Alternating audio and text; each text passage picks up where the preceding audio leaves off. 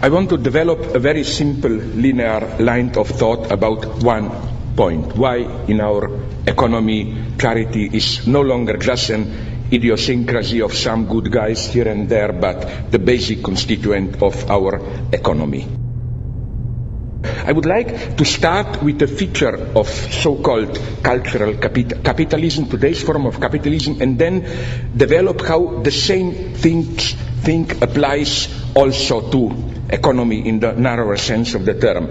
Namely, if in the old times, by old times I mean something very precise, before this 68 transformation of capitalism into, as we usually call it, more cultural capitalism, postmodern, caring for ecology and all that.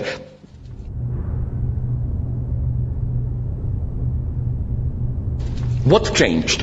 What changed is that if before this time there was a simple, more or less simple, opposition between here it's consummation, you buy, you speculate and so on, then on the top of it, it comes what you do for a society, like Soros. He's still the old type here, I claim. In the morning, he grabs the money, if I simplify it. In the afternoon, he gives half of the money back to charities and supporting things and so on.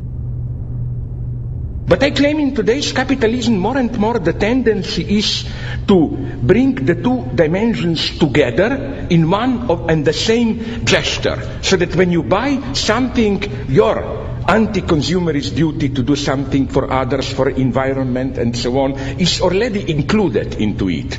If you think I'm exaggerating, you have them around the corner, walk into any Starbucks coffee, and you will see how they explicitly tell you, I quote their campaign, it's not just what you are buying, it's what you are buying into. And then they describe it to you. Listen, when you buy Starbucks, whether you realize it or not, you are buying into something bigger than a cup of coffee. You are buying into a coffee ethics. Through our Starbucks Shared Planet program, we purchase more fair trade coffee than any company in the world, ensuring that the farmers who grow the beans receive a fair price for their hard work. And we invest in and improve coffee growing practices and communities around the globe. It's a good coffee karma.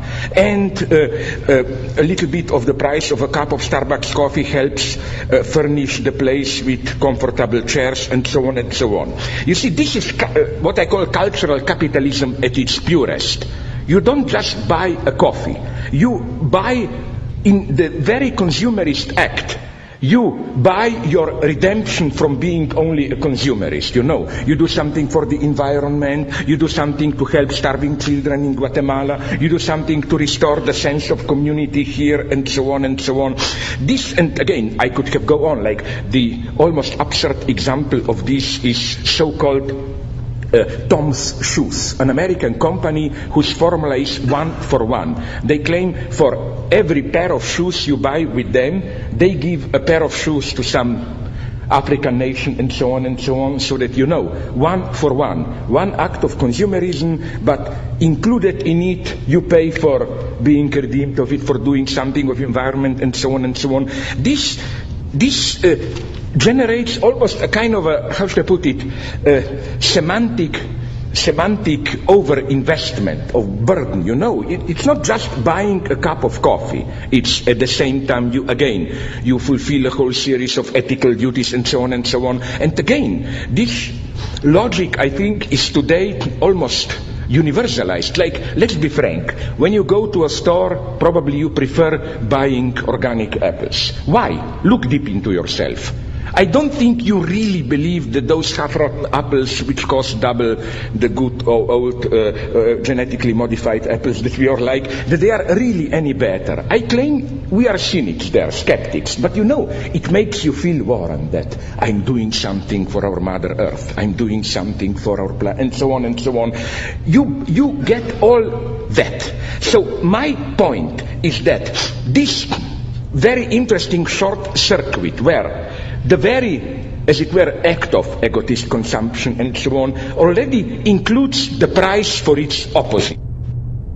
Based against all of this, I think that we should return to good old Oscar Wilde, who still provided the best formulation against this logic of charity, let me just quote a couple of lines from the beginning of his The Soul of Modern Man Under Socialism, where he points out that, a quote, "It is much more easy to have sympathy with suffering than it is to have sympathy with thought.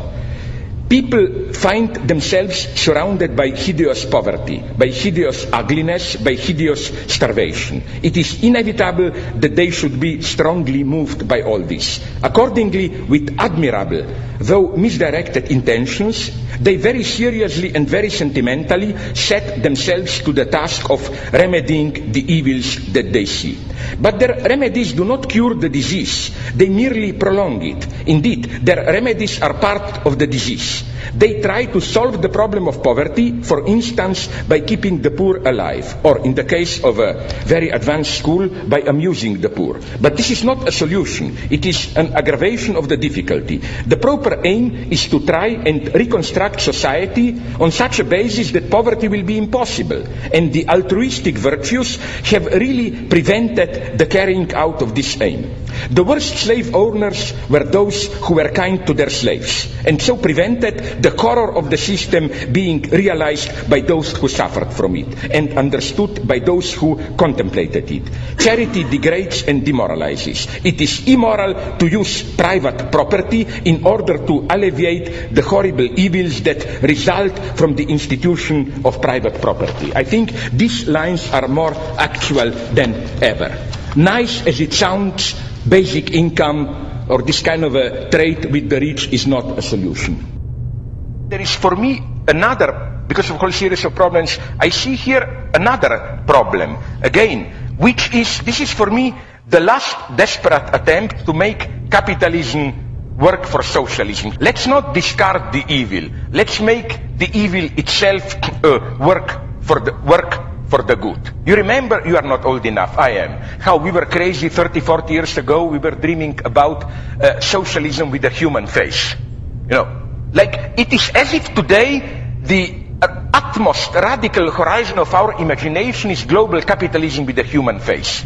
We have the basic rules of the game, we make it a little bit more human, more tolerant, with a little bit more welfare, and so on and so on. First, my attitude is here, let's give to the devil what belongs to the devil, and let's recognize that in the last decades, at least, till recently, at least in the Western Europe, I mean, there is no bullshitting here, let's admit it. I don't think that in any moment in human history did such a relatively large percentage of population live in such a relative freedom, welfare, security, and so on. I see this gradually, but nonetheless seriously threatened. When I gave that interview for Hard Talk yesterday, the guy, Sacker, who is a bright guy, he's not just another sucker, he told me, Stephen, you know, that, but you are basically misanthropic. I told him yes, and they praised the British nation. You know very well that there is a certain type of misanthropy which is much better as a social attitude than this cheap charitable optimism and so on. I think that a mixture of a slight, not the hardline apocalypticism, but let me call it like, you know, like we say, soft. No, Gianni Vattimo speaks about soft thought. I don't agree with him, but I would say soft apocalypticism. Like, it's not 2012, we know, but we are approaching a certain 0 point. Things are, unfortunately, you may disagree, ecologically, socially, with new apartheids and so on. We are approaching a certain point, biogenetics and so on, where I'm not saying, of course, I'm not an idiot, that it will be returned to the old Leninist party. Absolutely not. Again, I'm unequivocal here. 20th century communist experience was a mega ethical, political, economic, and so on catastrophe. I'm just saying that if all the cherished values of liberalism, I love them, but the only way to save them is to do something more. You know what I'm saying? I'm not against charity, my God. In an abstract sense, of course, it's better than nothing. Just let's be aware that there is an element of hypocrisy there. That in a way, you know, like my argument, and I don't doubt people who met him told me that Soros is an honest guy. But there is a paradox how, you know, he is repairing with the right hand what he ruined with the left hand, how should I put it, no?